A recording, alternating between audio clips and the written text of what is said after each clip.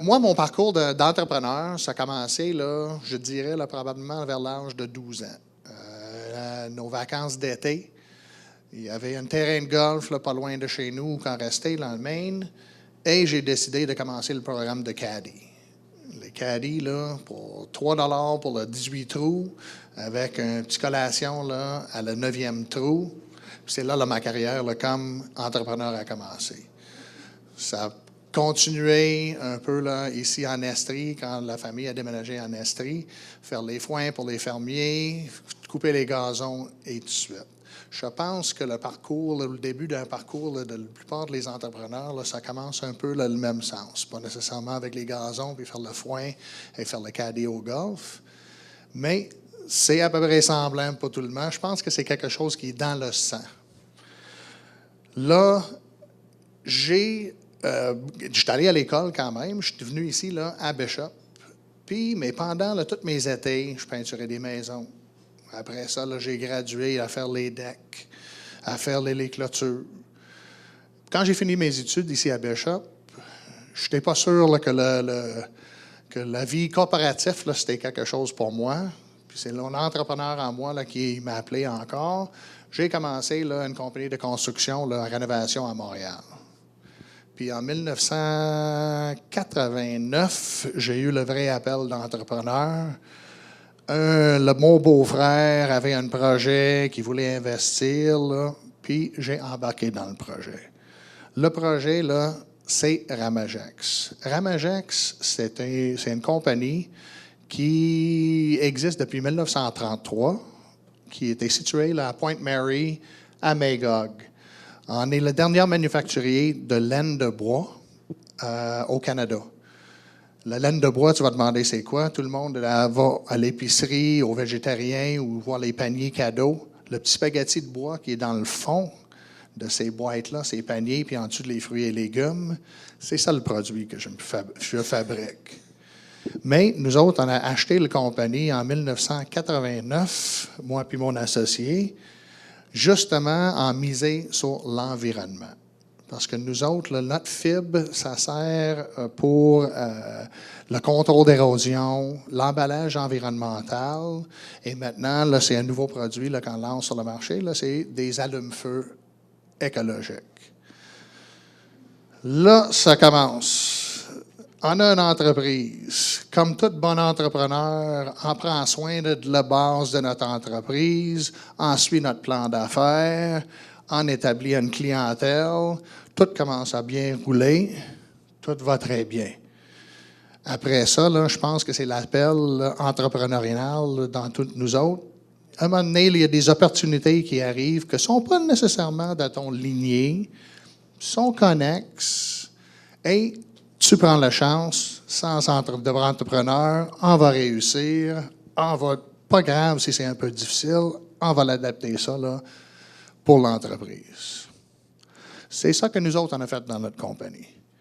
Il y a certaines opportunités que nous autres, on a suivies. Ça a duré, là, le temps que ça a duré, puis on a trouvé, après ça, ça a arrêté. Oups, une autre petite opportunité est arrivée, on allait pour celle-là.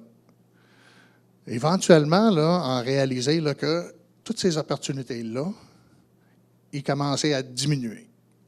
Puis on regardait là, à nous autres, à la compagnie, puis on a dit, oh mon Dieu, on a fait la réalisation là, que le clientèle de base, le plan d'affaires de base et tout, c'était plus, on ne prenait pas plus soin là, de ces clients-là, puis on commençait à les perdre.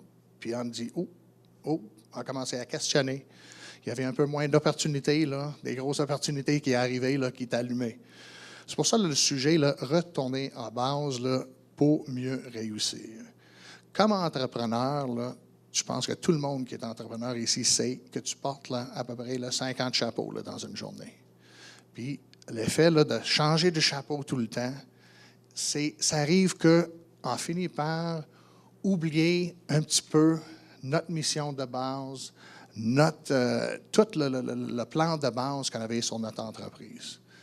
Comme ça, il faut de temps en temps, c'est extrêmement important là, pour un entrepreneur, de prendre le recul, de regarder c'est un peu là, comme un des conférenciers, là, avant, disait il faut se réinventer 2 fois là, par année.